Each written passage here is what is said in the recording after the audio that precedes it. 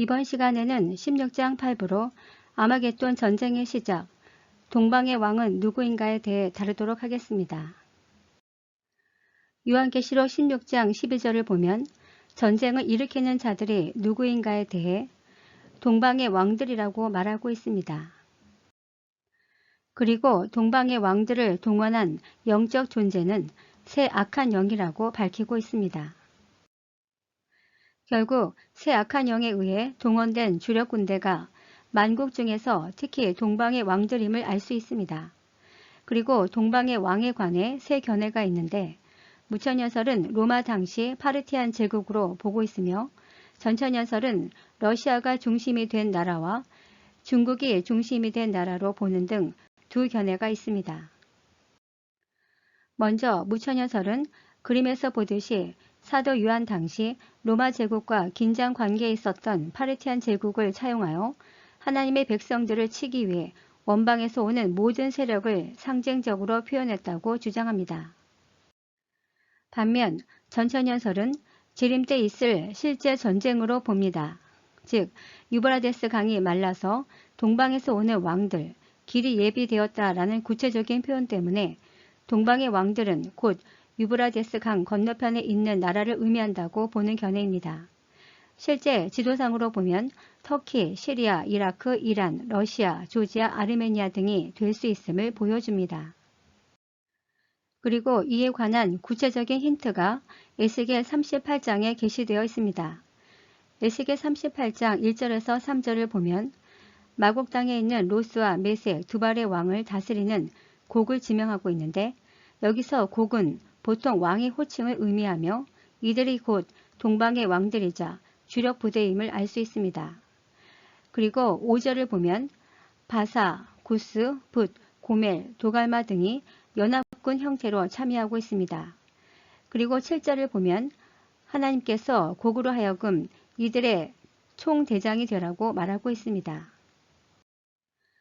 이를 좀 더 구체적으로 살펴보면 연합군 형태로 참여하는 바사는 오늘날 이란이며 붓은 알제리, 리비아, 구스는 수단과 이디오피아, 고멜은 동유럽 국가, 그리고 도갈마는 오늘날 터키로 보는 견해로 큰 의견 차이가 없습니다.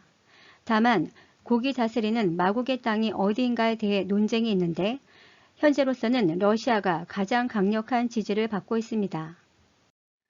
마곡에 관해서는 창세기 10장 2절 야벳의 아들은 고멜과 마곡과 마대와 야완과 두발과 메색과 디라스요라고 되어 있는데 당시 야벳의 아들이 이스라엘의 북쪽 지역에 거주했다는 의견이 없으며 이후 이들이 더 북쪽으로 퍼져 나갔을 것으로 보는 것은 타당한 주장입니다. 그리고 에스겔 전쟁이 실제 전쟁이 맞다면 오늘날 연합군을 형성하여 이들의 총대장이 될 만한 국가는 러시아밖에 없어 보입니다. 이를 근거하는 것이 첫째, 메색의 히브리어 원어 발음이 메스케우이고 러시아의 수도 모스크바의 실제 발음은 모스코우이며 모스크바의 원래 명칭은 모스케우로 메색은 모스크바를 지칭한다는 견해가 있습니다. 두발은 러시아의 두볼스크 혹은 토벌스크라는 지명으로 오늘날 시베리아를 뜻한다는 견해가 있습니다. 로스는 가장 분명치 않는 지명으로 일부에서는 바이킹족의 일파인 루스족이 현 슬라브족과 동화되어 키예프 지역에 자리 잡은 것으로 러시아 이름도 루스족에서 유래되었다는 설이 있다고 주장합니다.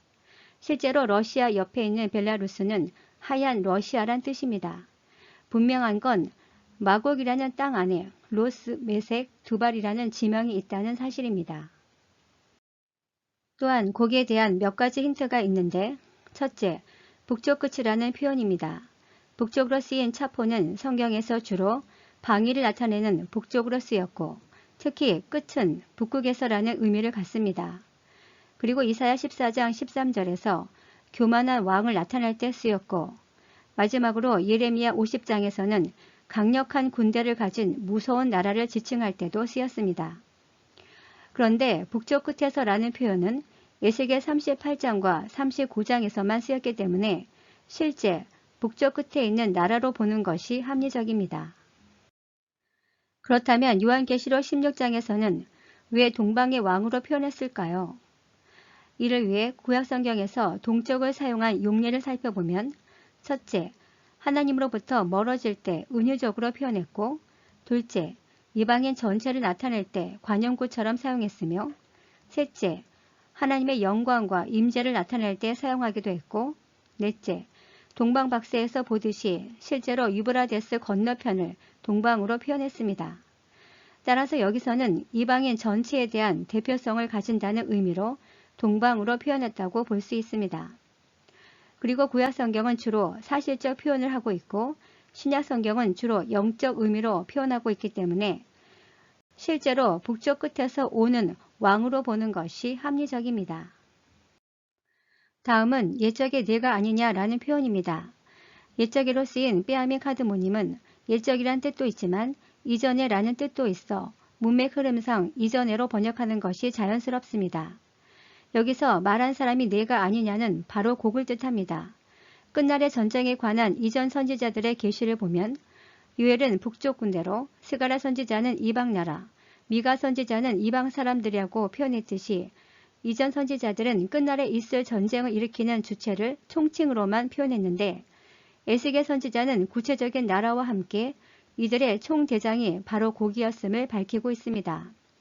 따라서 구약성경에 게시된 끝날의 전쟁은 모두 하나의 전쟁을 지칭하며 이는 곧 요한계시록의 아마겟돈 전쟁임을 알 수 있습니다. 결국 북쪽 끝에서 오는 곡은 오늘날 러시아가 가장 유력합니다. 왜냐하면 유브라데스 강 건너편에 있는 고멜, 도갈마, 바사는 연합군으로 참여하기 때문에 이들을 제외하면 북쪽 왕이 다스리는 마곡은 러시아밖에 없기 때문입니다. 그리고 이를 증명하는 것이 러시아 민족은 슬라브족으로 불리는데 지도상에서 보듯이 러시아를 중심으로 동유럽과 중앙아시아 그리고 남유럽에 걸쳐 분포되어 있음을 알 수 있습니다. 다만 국제정세 흐름을 예측할 때 주의할 점이 있는데 먼저 현 시점에서는 1차적으로는 제3예루살렘 성전 건축 관점에서 파악하는 것이 우선입니다. 일부에서는 아마겟돈 전쟁 관점에서 우크라이나 전쟁을 해석하여 러시아가 이길 것으로 예측했다가 낭패를 보았습니다. 이전 시간에 설명했듯이 제3예루살렘 성전 건축 관점에서 보면 당분간 러시아와 중동 국가는 쇠퇴해야 합니다. 그리고 전천년설 내에서는 중국으로 보는 견해도 있습니다. 이들은 다니엘 11장 31절, 기띔과 에스겔 38장 2절, 마곡을 아람 성경에서 중국으로 쓰였고 요한계시록 9장 6번째 나팔을 전쟁으로 해석하여 약 2억 명의 군대를 동원할 나라는 중국밖에 없다는 것을 근거로 제시합니다. 그러나 이러한 주장은 성경적 근거가 너무 미약하고 무엇보다 아람 성경을 신뢰할 수 없으며 6번째 나팔을 전쟁으로 볼 이유가 없기 때문에 수용하기 쉽지 않습니다. 그렇다면 전쟁을 일으키는 시점은 언제일까요? 에스겔서 38장 7절을 보면 첫 번째 힌트로 여러 날 후 곧 말년에 라는 표현이 있습니다. 하나님께서는 마곡의 왕 곡에게 다른 연합군을 총괄하는 우두머리가 되라고 명령하고 있고 이후 여러 날 후 말년에 라는 표현이 등장합니다. 여기서 여러 날 후로 쓰인 원어를 표준 세번역에서는 오랫동안 기다린 후에 라는 의미로 번역했는데 이는 곡이 우두머리가 된 후 곧장 전쟁을 일으키는 것이 아니라 일정 시간이 지난 후에 진격하는 것을 의미합니다. 그리고 말년이란 표현은 마지막 해, 즉 마지막에 가까운 해로 번역합니다. 두 번째 힌트는 에스겔 38장 8절, 이스라엘이 평안히 거주하던 그때라는 표현입니다. 여기서 그 땅 백성은 이스라엘이며 칼을 벗어나서는 전쟁과 핍박에서 벗어난 것을 말하며 여러 나라에서 모여들며 이방에서 나와 라는 것은 이방 곳곳에 흩어져 있던 이스라엘 민족이 다시 이스라엘 땅으로 돌아온 상태를 뜻하며 평안히 거주하는 중이라는 표현은 이스라엘이 군사적으로 경제적으로 막강한 국가가 되어 더 이상 전쟁과 위협을 느끼지 않는 상태를 말합니다. 바로 그때에 곡이 전쟁하러 올라온다는 의미입니다.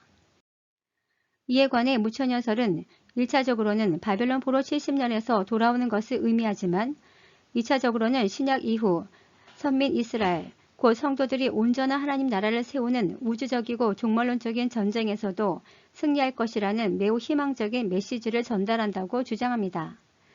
반면 전천년설은 1948년 이스라엘 건국 이후 오늘날 이스라엘을 의미한다고 주장합니다. 즉, 현재 전 세계 이방 민족 속에 흩어져 유대인들이 돌아오고 있으며 오늘날 이스라엘은 매우 강력한 국가로 성장하여 그 어떤 국가도 함부로 이스라엘을 적대시할 수 없는 상태가 되었습니다. 최근에는 석유와 천연가스까지 나오고 있어 국제적으로 매우 강력한 영향력을 미치는 상태로 점차 말년이 가까워지고 있음을 나타낸다고 주장합니다.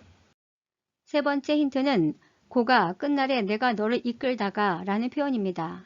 여기서 끝날은 종말론적인 전쟁의 날을 가리키는 말로 앞서 8절에 쓰인 말년과 동일한 의미입니다. 이때에 하나님께서 곡을 불러 전쟁을 일으키게 하며 이 전쟁으로 인해 비로소 이방인들이 이스라엘이 믿었던 하나님이 사실임을 깨닫게 됨을 밝히고 있습니다. 이를 종합해보면 마곡의 왕, 곡이 연합군의 총대장이 되고 나서 여러 날이 지난 후 이스라엘을 침략하게 될 것이며 이 전쟁 끝에 메시아가 강림하여 이방인들을 심판하고 이스라엘을 구원하게 될 것을 계시하고 있으며 이 전쟁을 끝으로 천년 왕국이 시작됩니다. 다음 시간에는 16장 9부로 아마겟돈 전쟁의 시작, 동방의 왕이 전쟁을 일으킨 실제 목적에 관해 다루도록 하겠습니다.